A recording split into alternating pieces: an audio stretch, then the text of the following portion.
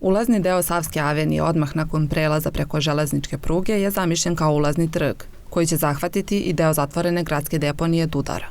Gradonačelnik Šapca Nebojša Zelenović rekao je da su radovi na projektu Sava parka najvažniji za grad. Ovo je jedan, kako bih rekao, potpuno drugačiji pristup jednog grada na reci od onoga što smo mi navikli da imamo. Dakle, najatraktivnija zona u našem gradu je opredeljena na korist svim građanima.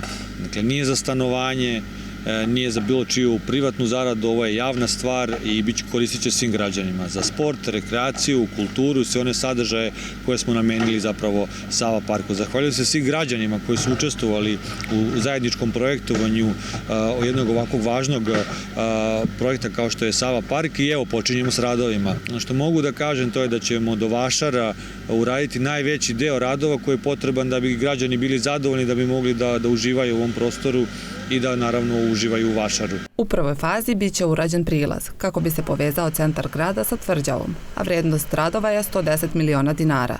Rok za završetak radova je kraj novembra. Kao inspiraciju smo koristili evropske modele, najviše iz zapadnoevropskih zemalja koje se i same bore sa nekim vrstama izazova što se tiče poplava ili visokih voda.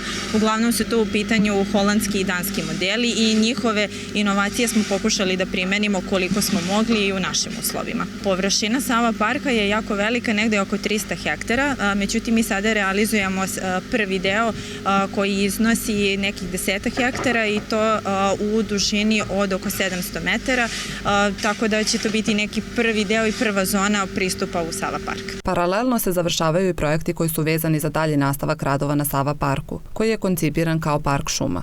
A to su projekti za kanal broj 1, kanal broj 2 i jezero.